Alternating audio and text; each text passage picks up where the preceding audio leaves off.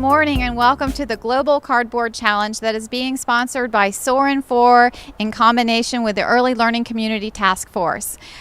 Step Up Head Start, the Early Learning Coalition, and the School District of Manatee County have partnered to bring to Bradenton, Florida, the Global Cardboard Challenge, and we are holding it at the South Florida Museum, one of our partners. So as you look behind me, you'll see lots of materials and interesting pieces of cardboard.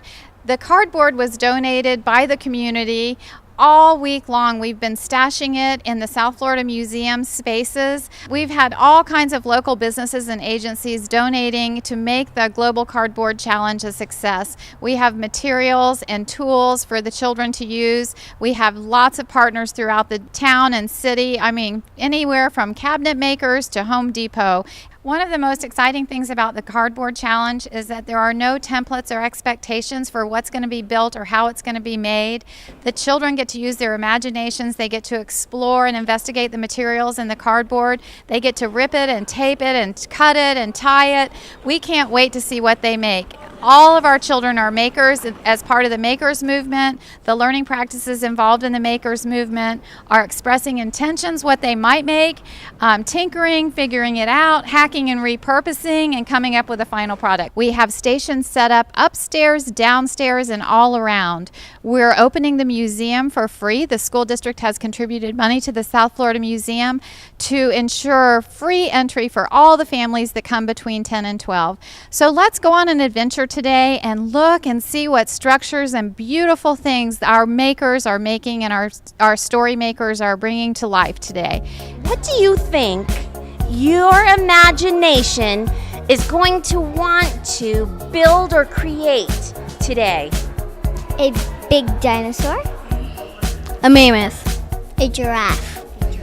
I was thinking a submarine. A dinosaur. A spaceship with its own little space station. This is the wheel for my car. I might be building one of these mammoths.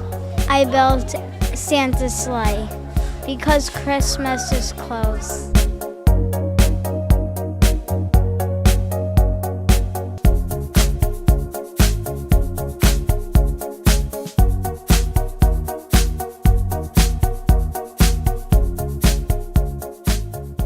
Good morning. Here we are at the Global Cardboard Challenge, and I have Dr. Drew with me. The Early Learning Coalition has sponsored Dr. Drew, and he came and did a 1-hour presentation for the teachers. Actually, it wasn't a presentation, it was a playtime. It was. Where the teachers got to learn about play and to learn how to facilitate the cardboard structure making that we're getting ready to start. Dr. Drew, could you give us a little bit of information about how you feel about play? Yeah. It's such an important human experience, and for children as well as adults, it's really important to have time to give them both the opportunity to use their whole body, the senses, hands, heart, and mind in exploring and creating new forms and identifying with feelings and sensations that they have. And it's just the most important thing for early childhood education, I think. And Dr. Drew, what are you hoping that will come out of and be a consequence of your workshop that you did today for the teachers? Yeah, well, I think giving them the opportunity to actually experience what children experience and then to make relationships between their adult experience and what children feel and think about, that's really the only way I can see helping adults really make the connection between play and learning in life. And if you had to say one thing that you're hoping that the children and families will walk away with today, what do you think that would be? I think the idea of having some fun together is the key piece here for parents. Let their children explore the materials and be ready to assist them as any way they can. But having fun together is real important for healthy family development. Well, we couldn't agree more, and the school district and the Early Learning Coalition all partner together with you in believing that children learn through play, and play is one of the most important things we can teach children and families to do and have fun, like you said. Thank you so very much for coming today. It's an honor to be here. Thank you, Robin.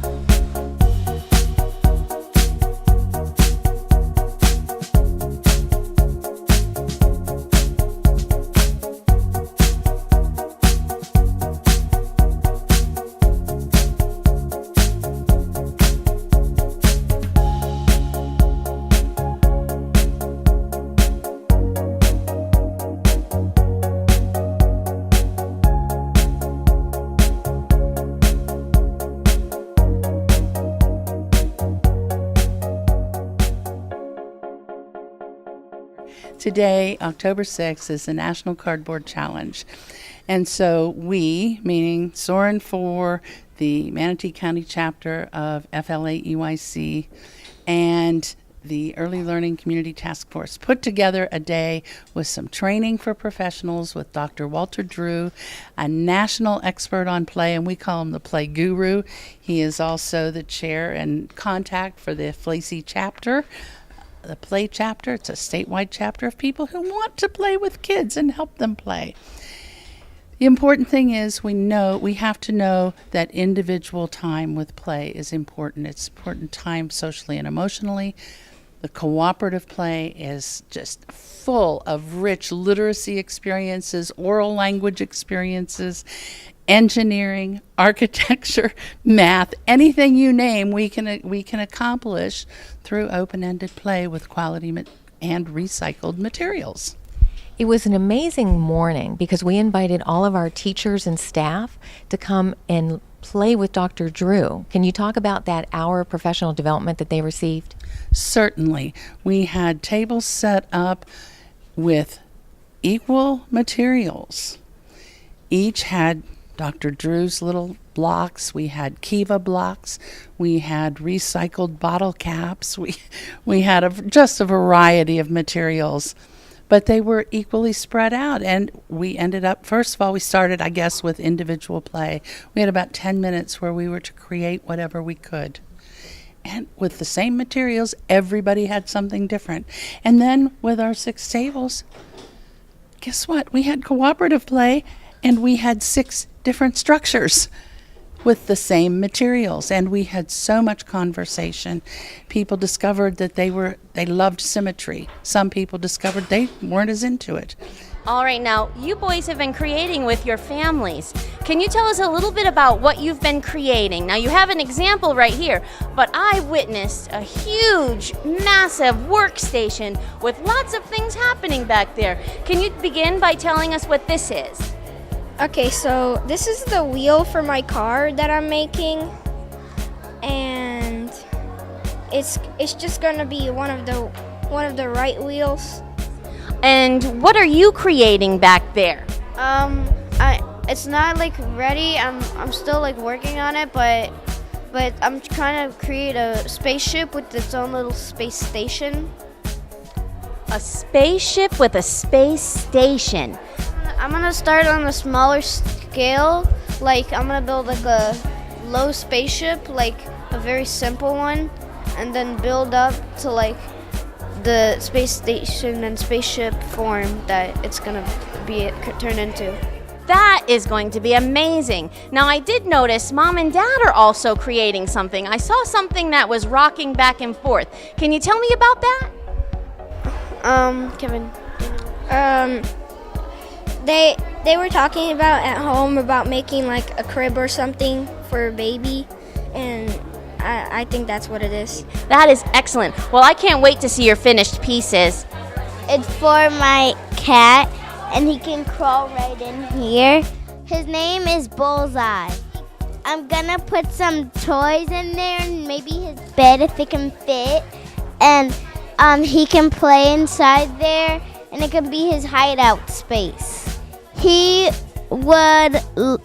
likes to play a lot, so that's why I'm making a secret hideout for him.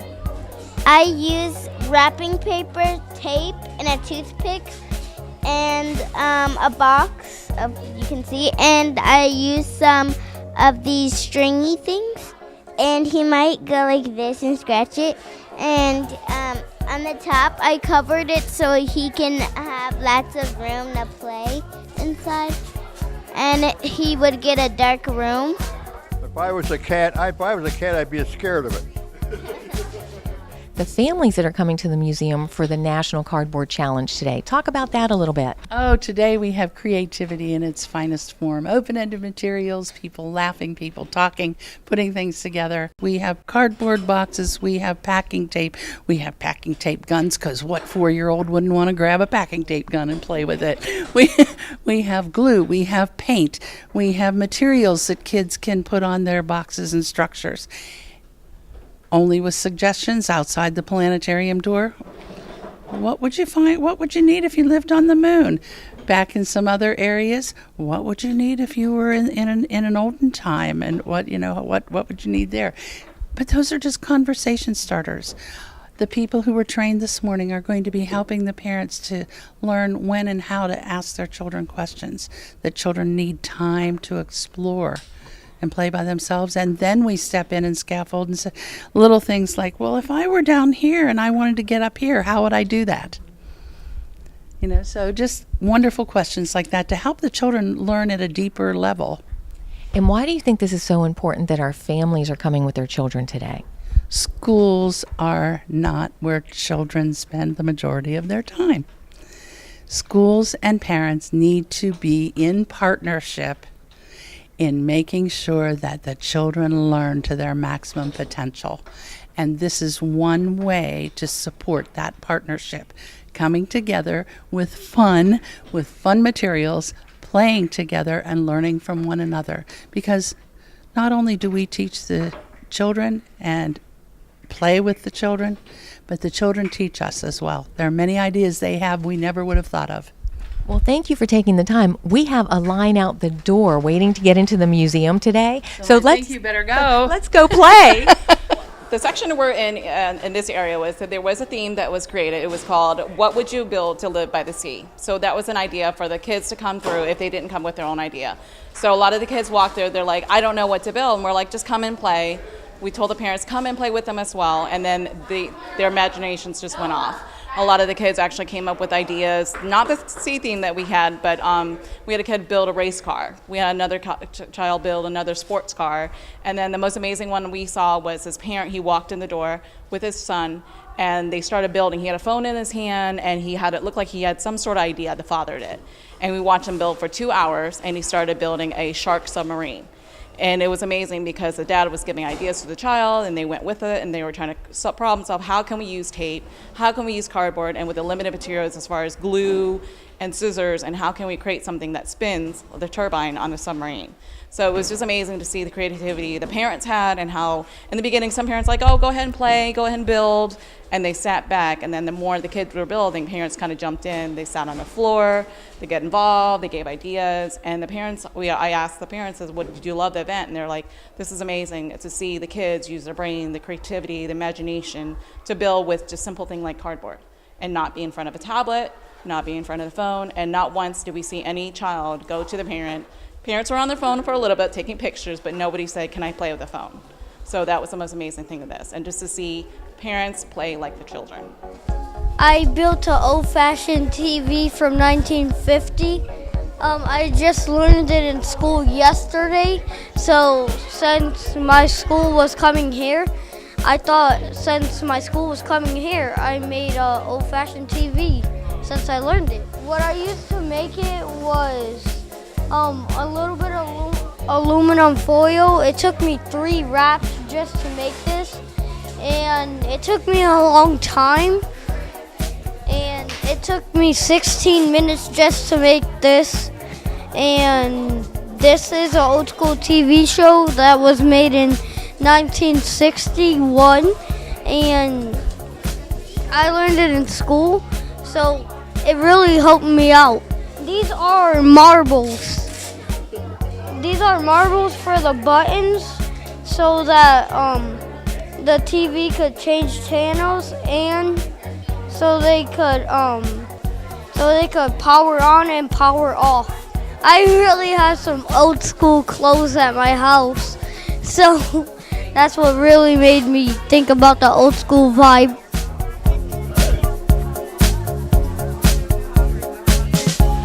Amazing. We are making a mess all over the museum. We've got cardboard, we've got kids building, we've got tape, we've got structures. We have the backdrop of the museum as our inspiration, and it's going to be fantastic. Now, when we had called the museum and said, would you host this event, you were right on board with this idea. Why? I love the idea of giving the museum an opportunity to invite kids in and be creative in our space. Museums are not static places. We're mobile places. We're creative places. And we want to inspire that creative thinking, because those are the skills that we need great museums, to learn about science, to learn about engineering, and it all starts with playing with stuff. And we have lots of stuff. We definitely do. Well, and it was amazing because as children were coming in and we were registering the families, they were looking at all the artifacts just beyond the registration table, and they were in awe. Yeah, well, it's great because you come in and you see Priscilla, who is our giant fossil mastodon, plus fossil mammoth bones that were found right here in Bradenton, and it all connects. You know, getting kids thinking about science, getting kids thinking about engineering. If you understand how a building is put together, you understand the same physical principles about how an animal is put together and how it moves. So that's all great learning for us. And you have 5 different areas set up for the cardboard challenge today. Talk a little bit about those.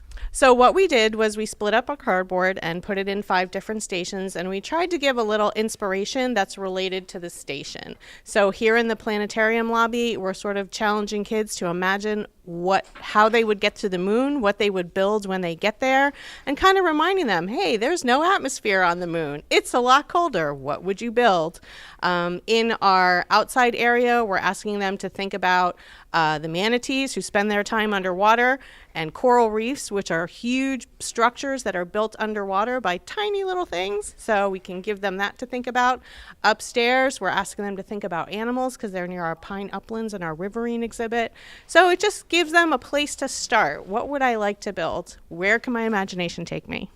And then what are you hoping? That the families get attached to the museum, and then what? Well, I hope they come to the museum and get used to coming here, because next year we have our Mosaic Backyard Universe opening up, which is a space that is all about creative thinking and challenging kids from pre-K all the way up through elementary to use scientific principles and to build and play and explore and discover. So we want them to get used to coming here because we have a whole new thing opening up for them. Well, if today is any indication, you're going to be very, very busy. Well, I like being busy. It keeps me out of trouble. And the families are so excited to be here. So thank you for being our host for today. We're happy to have them here, and I love it best when the museum is full, and I'm hearing a lot of oohs and ahs and wows, and that's great. And it's great that they're with their families, and the families are on the ground playing with them and creating. Yeah, I love it when the parents can get down on the floor and kind of get that sense of wonder that maybe they forgot about because they've been so busy, but it's really great to re-experience. Well, thank you for letting our families take the time to play. Oh, we're happy to do it, and I'm going to go play some too, I think. We're making a spaceship for the bird, and we're going to put the bird in the spaceship, and then we're gonna pretend like he's flying to outer space, and I'm gonna make a story about it. So far, it's not finished yet, but it's a cardboard box, and I'm wrapping it in tin foil and using clay to stick it. But we're gonna do maybe a little TV screen or something to communicate back to people on Earth and stuff like that. Well, my sister, she made a story and after school, and it was about Jerry. And so when she said she was making a bed for Jerry, because that's a bed, I said I'll just make the rocket ship. It's gonna be called Jerry the Astronaut. We used cardboard boxes and tin foil. I learned that we can do so much things with cardboard. Yeah, so it was amazing. Like I said, we saw a lot of fathers come through, moms come through, grandparents, aunts, just play with the kids. They're like, well, I'm just here to watch them play, and then get so immersed into the activity. They were here 20 minutes, an hour, just creating different things. So it was neat. We had a group of girls build a mansion, and it was huge, and it took up most of the floor space, and then other parents coming through were like, well, there's no room, but then they found their own corner and still build. So that was nice. It was just great to see parents interacting with their children and also interact with other parents as well, people they don't know. So it was great.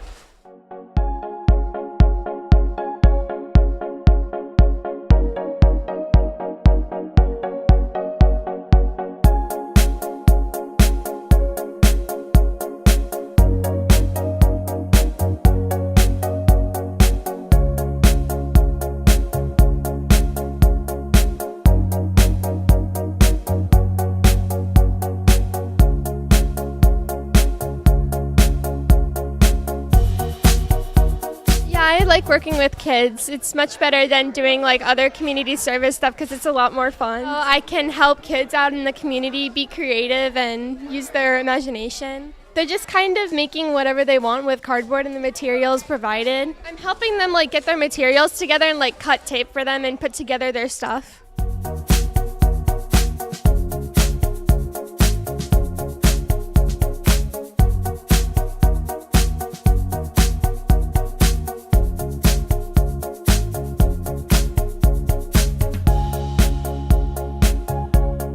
School at Lakewood Edge High School. We're part of Key Club. Part of Key Club. I'm the president, and then she's a member. We built just kind of like a garden house kind of thing, but it didn't really turn out to be a house. More or less, it kind of just turned out to be like a garden with a blue wall.